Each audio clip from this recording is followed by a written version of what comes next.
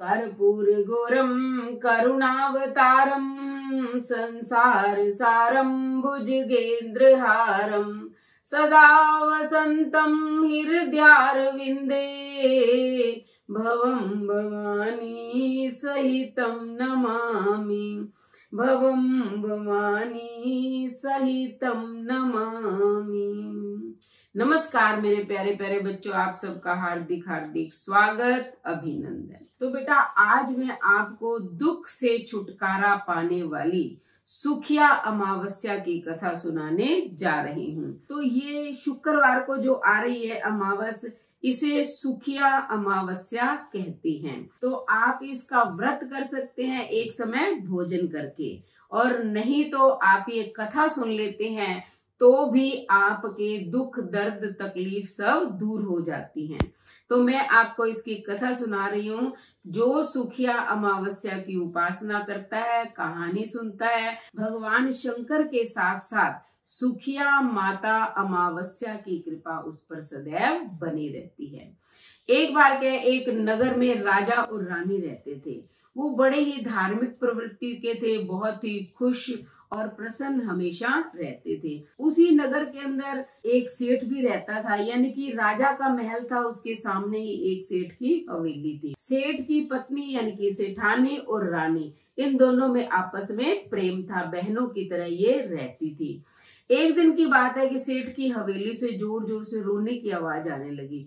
तब रानी ने राजा से पूछा कि इस हवेली में ऐसा क्या हो गया, ये क्यों रो रहे हैं, ये कैसी आवाजें आ रही हैं। तो राजा ने कहा कि इस सेठ का लड़का मर गया है, इसलिए सेठ सेठानी दोनों रो रहे हैं, क्योंकि वो बहुत दुखी हो गए हैं पुत्र के वियोग में। तो रानी ने कहा कि ये दुख क्या होता है।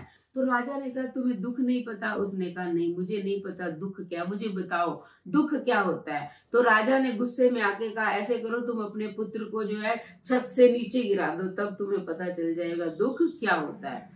रानी बेचारी भोली थी, उसे कुछ पता नहीं था। उसने अपने बेटे को उठाया और ऊपर से नीचे गिरा दिया। जब राजा को पता चला, वो तो दौड़ा दौड़ा नीचे देखने गया। देखा तो उसका पुत्र जो है वो गारे के ढेर पर गिरा हुआ था और उसके खरोंच भी नहीं आई थी। रानी फिर नीचे आई, उसने देखा तो उसका राजकुमार तो हंसता हुआ आ रहा था।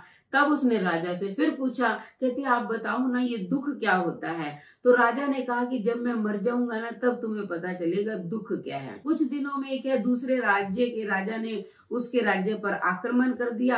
अब राजा ने कहा तुम दुख जानना चाहती थी ना, अब मैं युद्ध में जा रहा हूँ, वहां मेरी मृत्यु निश्चित है, क्योंकि वो राजा बहुत ही ताकतवर है, उसके पास सेना भी अधिक है, तब तुम्हें पता चलेगा दुख क्या है। राजा चला गया, क्योंकि पहले तो वो अपने सैनिकों को भेजता था, लेकिन रानी को उसके प्रश्न का उत्तर देने के लिए उसने खुद जाने का निश्चय कर लिया। अब वो युद्ध में गया, लेकिन वहां से भी जीत के आ गया। जब घर आया तो रानी ने जो है जीत की उसे बधाई दी और फिर पूछा, कहती राजा बताओ कि ये दुख क्या होता है। अब राजा ने सोचा कि अब मैं इसको कैसे बताऊं कि दुख क्या होता है।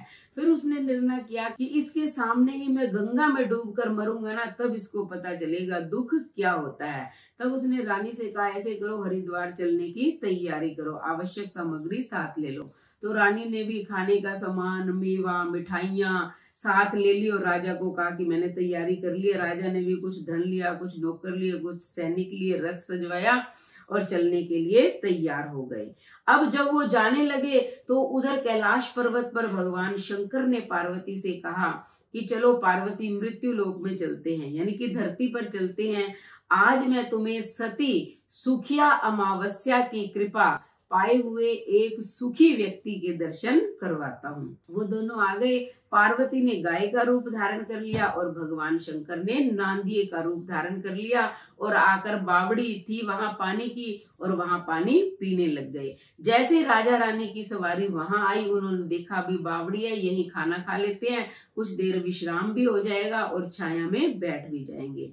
तब जो है उन्होंने खाना खाया और जैसे ही राजा हाथ मुंह धोने के लिए बावड़ी पर गया, तब जो पार्वती गाय बनी हुई थी उसने बैल रूपी भगवान शंकर से कहा कि आप ये बताओ कि ये रानी दुख देखना चाहती है, लेकिन दुख इसको मिलता नहीं है, इसके पास ही नहीं फटकता, इससे दूर भागता रहता है, ऐसा आखिर क्यों है।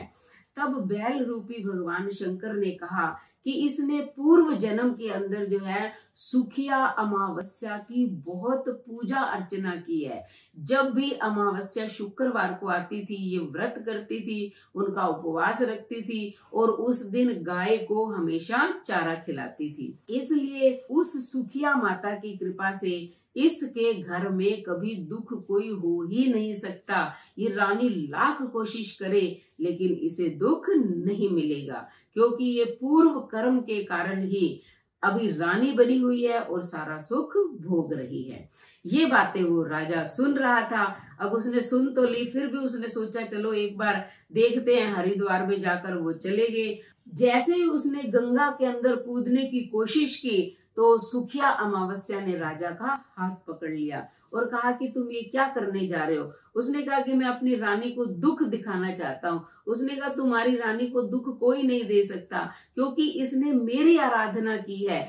इसलिए जो मेरे भक्त होते हैं मैं तो उनके पास दुख कभी फटकने भी नहीं देती। तुम भूल जाओ, कितनी भी कोशिश करोगे लेकिन रानी अपने जीवन में दुख नहीं देखेगी, क्योंकि जितना व्रत उपवास पूजा इसने मेरी की है, मेरी कथा सुनी है, उसके प्रभाव से ये हमेशा सुखी ही रहेगी। अब जो है राजा को पता चल गया। उसने गाय और नांदिए की बात भी सुन ली थी और यहाँ स्वयं सुखिया माता ने उसे दर्शन देकर बता दिया था कि इसे दुख नहीं मिलेगा।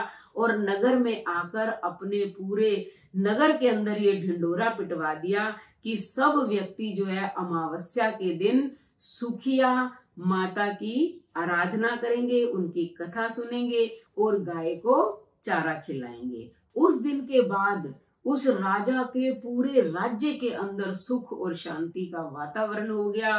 कभी भी किसी को दुख और तकलीफ नहीं मिला। तो बेटा आप भी अभी तो जो शुक्रवार आ रहा है ये सुखिया अमावस्या का दिन है, आप भी इसकी कथा सुनिए और जीवन को सुखी बनाइए। तो अगर आपको कहानी अच्छी लगी तो चैनल को सब्सक्राइब करें, लाइक और शेयर करें, कमेंट करें और बेल आइकन के बटन को दबाएं ताकि अगली कहानी या कथा का नोटिफिकेशन सबसे पहले आपको मिले। धन्यवाद।